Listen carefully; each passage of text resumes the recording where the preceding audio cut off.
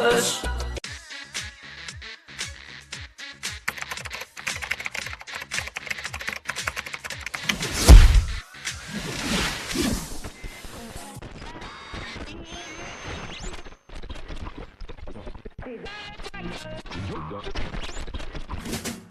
Yanağından, yanağından öpeyim.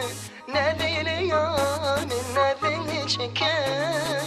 Yanağından, yanağından öpeyim. Ne değil ya, neleri çekeyim.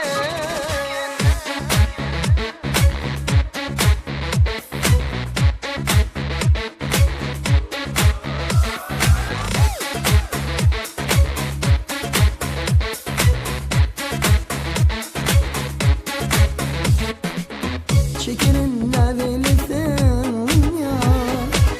Çekmen yürüp neylesin ya?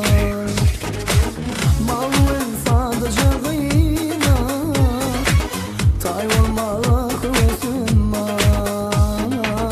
Malın sadece gıyna, tay olmalı kılsın var.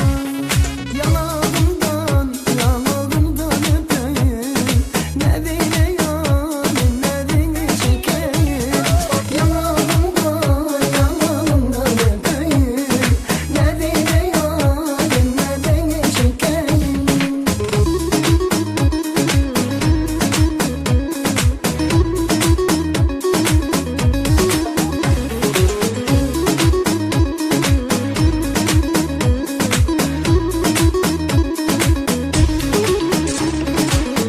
Sesim mal gönlüme, diyendim ana yüreğime.